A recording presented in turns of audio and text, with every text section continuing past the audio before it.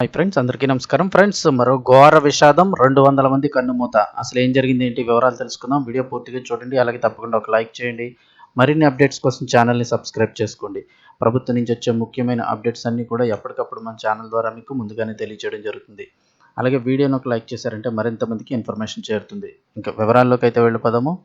Army దాడి, 200 మంది సామాన్యుల మృతి. నైజీరియాలో భారీ వైమానిక దాడి జరిగి 200 మందికి పైగా మరణించారని సమాచారం. ఈశాన్య ప్రాంతంలో ఉన్న యోబో బోర్నో రాష్ట్రాల సరిహద్దుకు సమీపంలో ఉన్న జిల్లీ గ్రామంలోని రద్దీగా ఉండే వారాంతపు మార్కెట్పై నైజీరియా ఎయిర్ ఫోర్స్ విమానాలు బాంబుల వర్షం కురిపించడంతో ఈ దుర్ఘటన చోటు చేసుకుంది. ప్రాథమిక నివేదికల ప్రకారం ఈ దాడుల్లో మృతుల సంఖ్య 200 మందికి పైగా ఉండవచ్చని స్థానికులు అధికారులు చెబుతున్నారు. మార్కెట్లో చిరు వ్యాపారులు, సామాన్య ప్రజలే ఈ దాడిలో ప్రధానంగా బలైపోయారని తెలుస్తోంది. తీవ్రంగా గాయపడిన వారిని హుటాహుటిన చీడంలోని జనరల్ హాస్పిటల్కు తరలించి చికిత్స అందజేస్తున్నారు. అయితే మృతుల సంఖ్య ఇంకా పెరిగే అవకాశం ఉందని ఎమర్జెన్సీ రెస్పాన్స్ టీంలు అయితే హెచ్చరిస్తున్నాయి.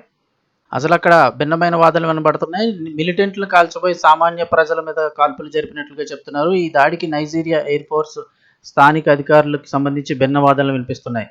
బోకో Haram, Islamic State, West Africa Province వంటి ఇస్లామిక్ మిలిటెంట్లను వెంబడించే క్రమంలో చేపట్టిన మాపప్ ఆపరేషన్లో భాగంగానే తాము వైమానిక దాడులు చేశామని ఎయిర్ ఫోర్స్ పేర్కొంది. అయితే సాధారణ ప్రజలు ఉండే మార్కెట్పై దాడి జరిగినట్లు వారు నేరుగా ధృవీకరించలేదు. ఈ సంఘటనను కొలాటరల్ డ్యామేజ్ అనేసి అధికారులు భావిస్తుండగా, జేడం లోకల్ కౌన్సిలర్ లవాంజనానూర్ స్థానికులు మాత్రం ఇది ఆర్మీ చేసినటువంటి భయంకరమైన తప్పిదమని, 200 మందికి పైగా సామాన్యులు ప్రాణాలు కోల్పోయాయని ఆరోపించారు. ఆమ్నెస్టీ ఇంటర్నేషనల్ కూడా బాధితుల నుంచి సమాచారాన్ని సేకరించి 100 మందికి పైగా మరణించినట్లు ప్రాథమికంగా అంటే స్టార్టింగ్లోనే ధృవీకరించడం జరిగింది. దశాబ్దాలుగా ఇస్లామిక్ మిలిటెంట్ గ్రూపులు హింసలాడుతున్న ఈశాన్య ఈ నైజీరియా ప్రాంతంలో సామాన్య ప్రజలు ప్రాణాలు కోల్పోవడం ఇది మొదటిసారి కాదు. అయితే ప్రభుత్వ ఎయిర్ ఫోర్స్ వైమానిక దాడుల వల్ల ఇన్ని వందల మంది పౌరులు చనిపోవడం ఇప్పుడు దేశవ్యాప్తంగా కూడా తీవ్ర నిరసనలకు దారితీస్తోంది. నైజీరియా ఎయిర్ ఫోర్స్ ఈ ఘటనపై అత్యున్నత స్థాయి దర్యాప్తును కూడా ప్రారంభించింది.